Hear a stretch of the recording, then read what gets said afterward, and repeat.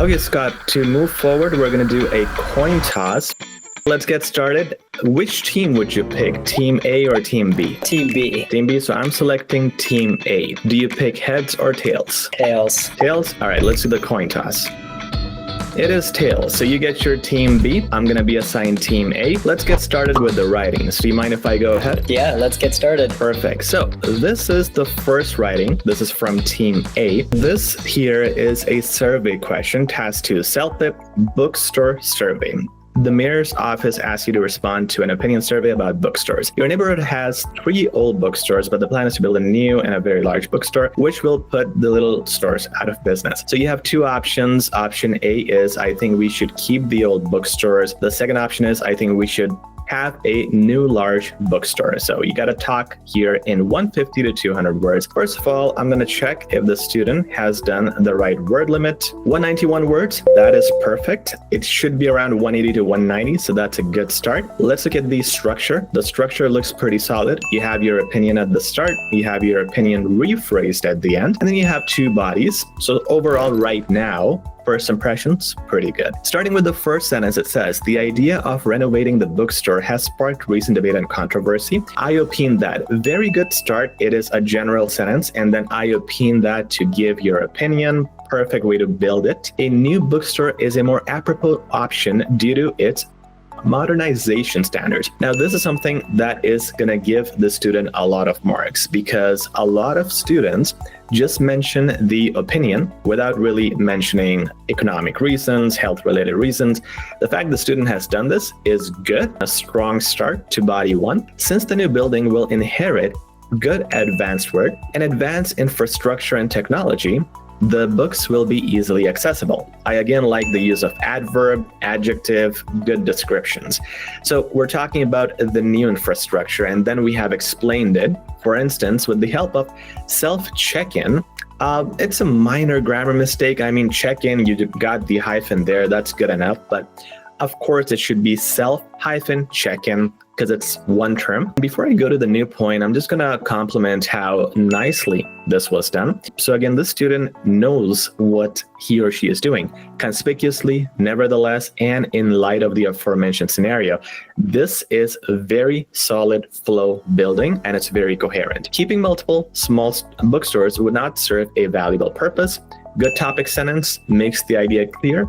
Despite few individuals, so here the grammar mistake is despite a few, you got to use a before few, individuals believe that it may eliminate jobs. However, there's a sentence structure problem here. Now, firstly, it should be believing. You cannot say however here because despite already means the however is implied. So that's a clarity issue. Now, the sentence should be, despite a few individuals believing that it may eliminate jobs, with new developments, it'll lead to new and better opportunities for the workforce, leading to an advancement in their careers. Overall, Scott, I think this student did a pretty good job in explanation, structure, and knew the rules of the flow. Apart from this sentence that I really didn't like, this sentence has effectively reduced at least 1 point because now it's a clarity issue. That is a major mistake in CELPIP writing. So always be clear, guys. Overall, I believe the student will score out of 12 and 8. Almost got to a 9, but not quite there. If he would have just fixed this sentence, I'm sure it would be a solid 9. So looking at Team B, they had a task within 150 to 200 words. They made some reservations at a famous dinner restaurant, and it was very expensive, but the meal was terrible. The restaurant manager was not available to solve the problem. So this student needs to leave an email responding to the restaurant manager, telling them what they should do. Now, this part is very important. We need to state the problem that we had with the food that was ordered, complain about the service, and most importantly, describe how you want the restaurant to solve the problem. We can't forget any of these parts because if we forget one, then it's not a completed task. So just looking at the format, they have a very nice email format. So let's see, word count.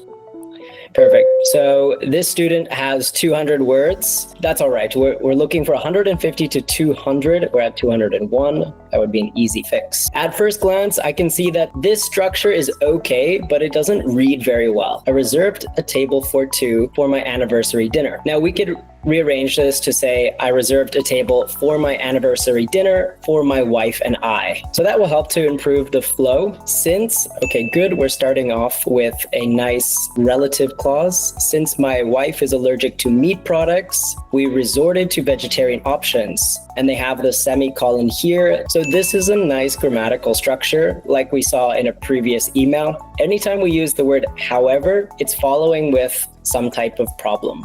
So this is a contrast sentence, the positive and then the negative. However, the veg kebab rolls had evidence of cross-contamination with non-vegetarian items, and they're stating the problem. I couldn't believe this happened. This sentence I don't absolutely love for one main reason. It's breaking the tone of the email. Yes. So far, we've been sticking with a really good formal tone, but this gives us the casual tone. Same with this sentence down here. That's absurd. These are phrases you would use when you're talking to a friend or maybe a colleague, but not to a manager. In addition to this, we should be using the past perfect sentence. I couldn't believe it had happened because that event happened in the past and it's a completed action in the past. That's absurd. Again, I would just remove this altogether. What's more, okay, good. That's a nice transition. After settling down, our order was served in bits and pieces. For instance, we had soup with lentil and waited another hour for him to serve us ice cream with bread. One thing we note is that in the first paragraph, we're talking a lot about food items. In the second paragraph, the student begins to talk about the service and then goes back to issues with perhaps the food and waiting too long. We could improve the organization by keeping it more structured. So first we would talk about the food and then keep one full paragraph about the service or the hospitality. Again, we're leaving them with 3 big things to resolve. I would keep this more organized instead of adding more. Manager will be able to deal with that better. And for the CELPIP, it would boost your organizational flow and the task requirement. In the very last part, we end with our thoughts. I'm eager to see if my recommendations lead to timely responses from you. Your thoughtful assistance would be greatly appreciated. I think this suits very well. It's a nice formal ending and it's still remaining quite friendly. Overall, I would say that the student did mostly well at addressing the problem, structuring with the body paragraphs, an opening response, and meeting the word count. Additionally, they used a lot of good transitional words. Since, although, needless to say, likewise, this will really help them to boost a mark for the CELPIP. Let's go ahead and give them a score. Out of 12, this would be around an 8 because they met all the task requirements. A few things I wanted to add were the 201 word limit is perfectly fine because that's allowed up to 210.